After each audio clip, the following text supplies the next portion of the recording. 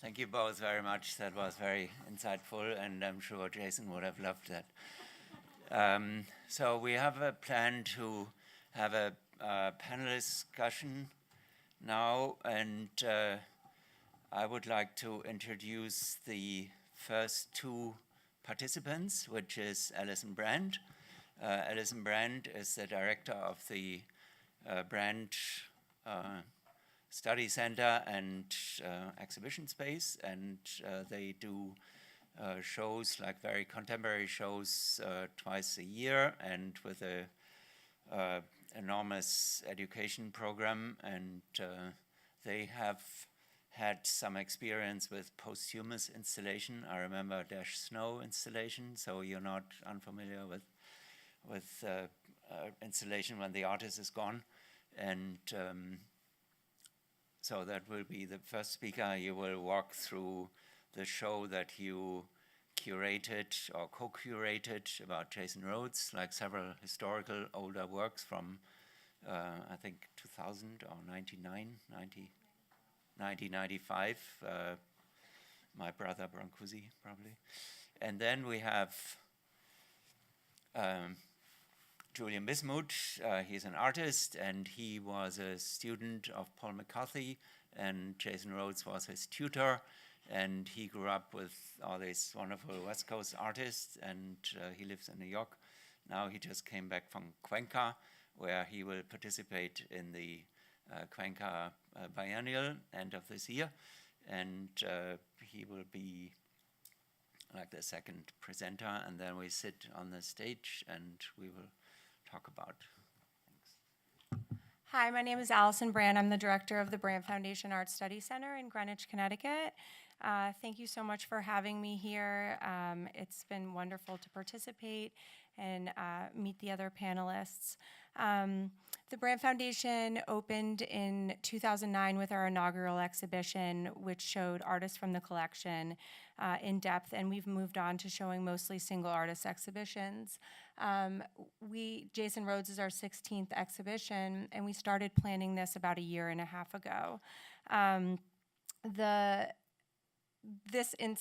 All the installations that we've included in this exhibition would not have been possible without the estate, without Zwirner and Hauser. Both galleries were invaluable to us, and I don't think there was a moment of this installation that was not a discussion with the estate or one of the two galleries. So we are so appreciative, and again, would never have been able to tackle this large of a project without their assistance. So let me just get the hang of this for a second. Okay, so this installation is my brother Brancusi, and this was Jason originally created this work for the Whitney Biennial in 1995. As with this installation, among the other installations that were in the foundation, the largest discussion was space. So the curatorial part of this exhibition was really a huge discussion of what installations our space would be able to handle and would be able to accommodate in the way that Jason would have wanted them installed. So the largest discussions around this work were, you can see the two areas to the left and the right of our space are a double height ceiling. So the largest discussion was whether or not we would close off that space in order to replicate the Whitney space as Hauser did the April before this exhibition. We decided not to do this. We felt like it wasn't necessary, and in speaking with the estate and with Andrea Cashman, who was our major contact, along with Joel Fennell from Zwirner, we decided to give this work the space that you see here. A man named Mike came from Hauser and Worth Armheim, and he was completely responsible for installing this work. All of this dense area that you see in the center had specific installation instructions. Mike had worked with Jason Rhoades beforehand and had installed this work multiple times. But there was actually an installation image which we hung as part of the exhibition that has various notes of what to do. Steve touched on this issue a little bit. He completely addresses what to do if anybody steals anything. It's laid out very specifically in this guide. There's Legos throughout the installation that we had actually no issues with theft, but it's a much more dense, sort of controlled installation than what Glenstone is dealing with. There's cheese throughout the installation that has been replicated in plastic. But this guide was, I think, really informative to our staff. It's just another, and also our visitor, another way to sort of hear Jason's voice and understand what the protocols would be if any of these worries would take place, such as theft. It also deals with remaking the donuts, which is not something we had to do. I think many people already know this who have visited our space or visited Hauser, that the donuts ended up being archival. So the original donuts that were made in 1995 are the donuts that exist in this installation still.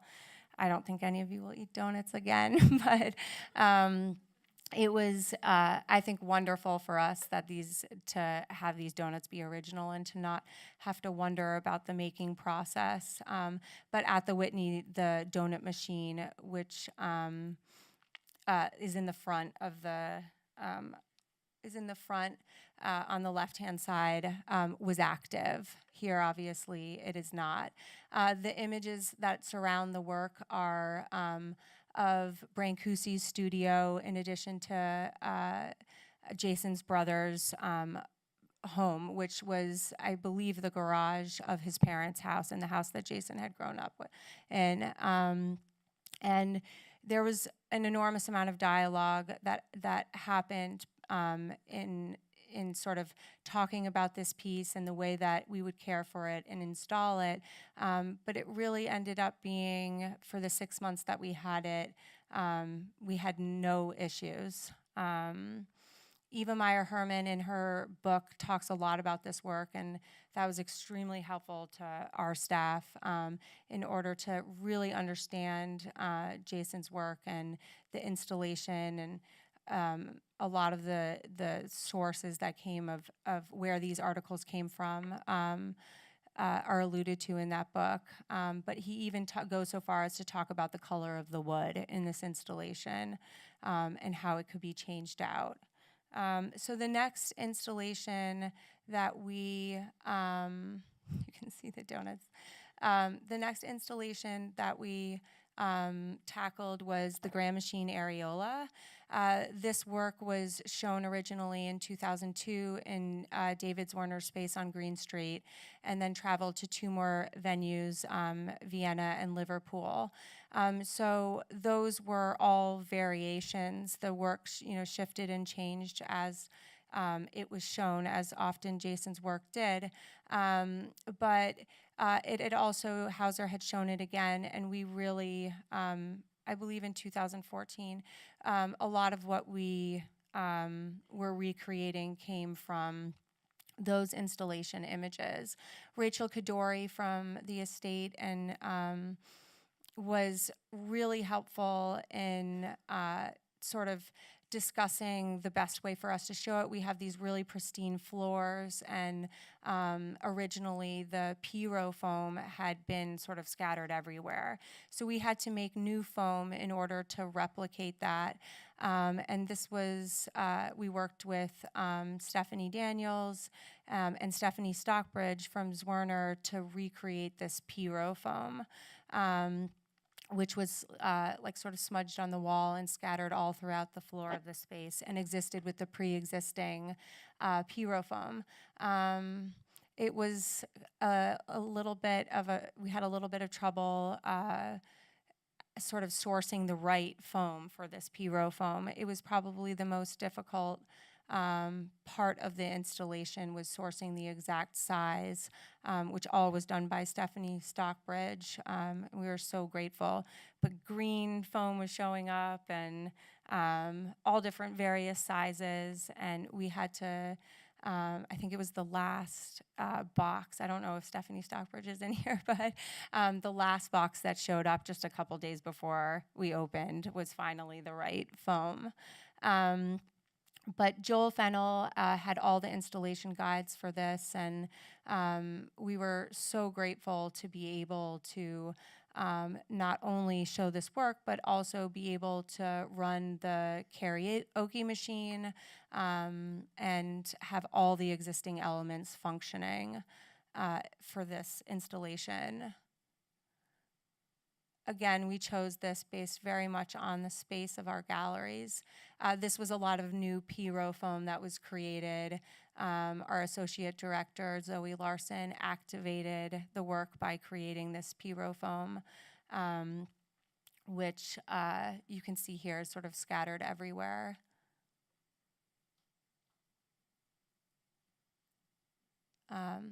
So these are drawings in the stairwell. This was, again, a large discussion with Rachel Kadori and also Andrea Cashman about the intention of these works. And prior to this, they had only really been shown in a line.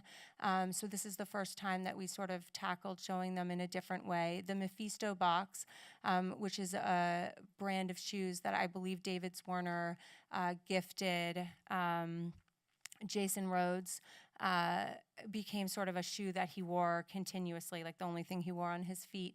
And so he created this oversized replication of it, which housed these beautiful drawings.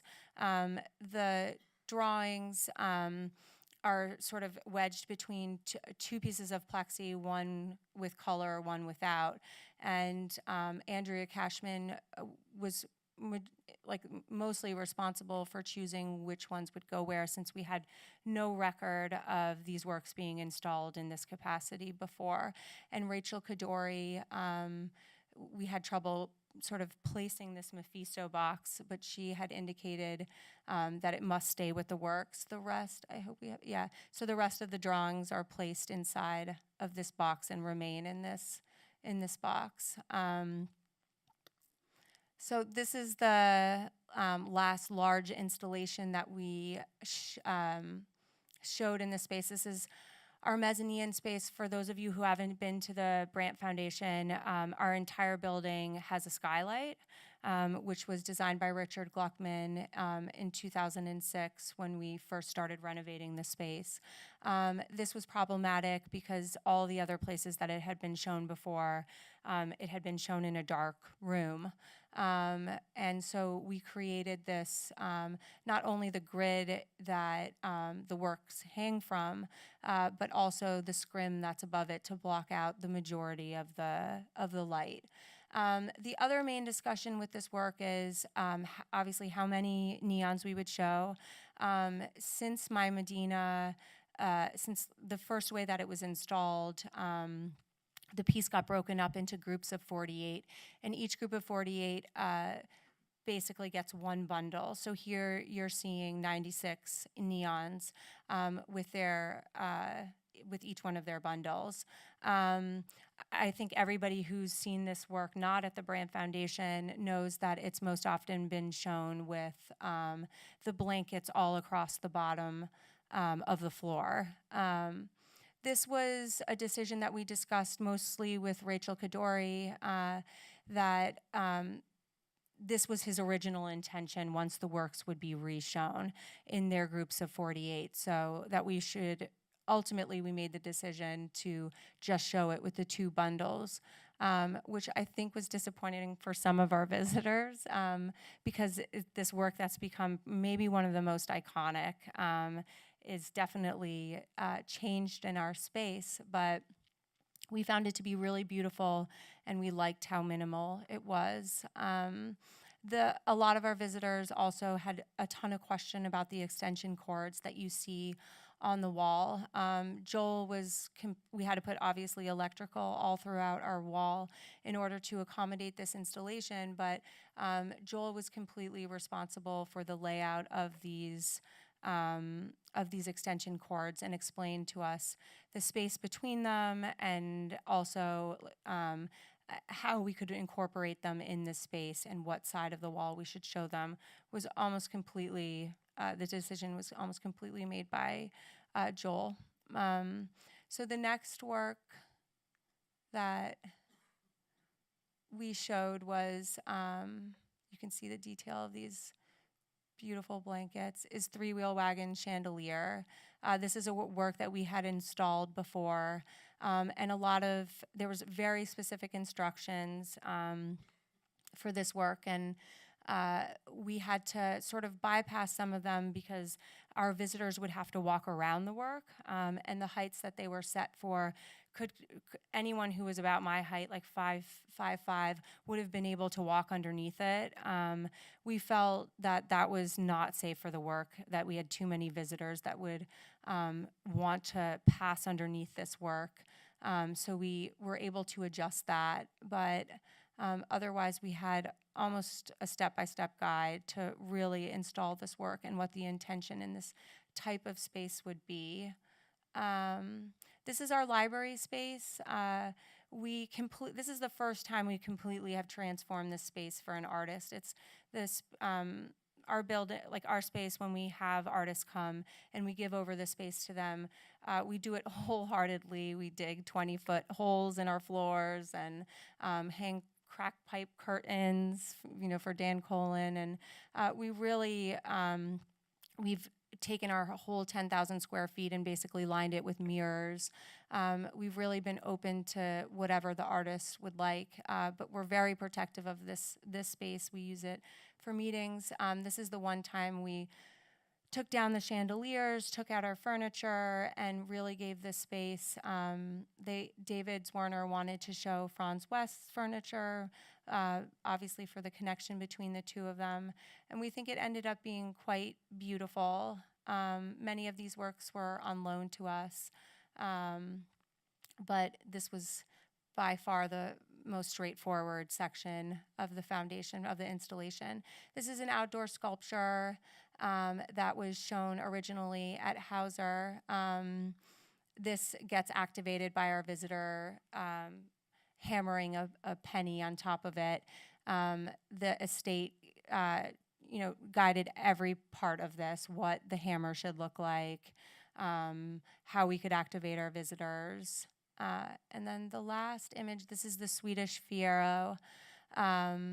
This was in Rosamund Felson's original exhibition and was parked in the parking lot. David felt that even though we had a parking lot to accommodate it, this is how Jason would have wanted to park it on our lawn, that he would just sort of have driven up around Ursa's sculpture and kind of just parked here. So that's what we did, and our visitors really thoroughly enjoyed it. Again, working with both galleries and the estate on this was completely integral to our process, to this exhibition. There is, without the enormous amount of resources that we had, we would never have been able to sort of tackle this project without their guidance. Everything from that, mostly Glenstone, Steve, you spoke about, we were facing similar things, not for as long of a term exhibition as you have planned, but pest control because of the donuts, what we would do if the neons went out, and what the protocols would be. Everything was dictated by the estate. It was truly wonderful. And also the resources that Zwerner has tackled, Lucas's oral history and interviewing everyone, Ava Meyer Herman's Rhoades A to Z. All of these things were invaluable to us, and as Christian mentioned, this is not the first artist that we have shown that has not been there for the installation. And I would say this is definitely the most organized, and just a plethora of information was given to us. I don't think there was one moment where we asked a question that really couldn't be answered, or at least assisted us on. So we are forever grateful, and to both Werner and Hauser for helping us so much and for creating so many dialogues. I don't think if they hadn't started this long before our exhibition, I don't think we would have had any of those materials. So the way that they have handled the dialogues, the estate, the amount of information that they have compiled, the oral history was just all so invaluable. And I hope it inspires other artists' estates to follow the same protocols, have the same discussions, so we can have exhibitions, continue to have exhibitions like this. Thank you.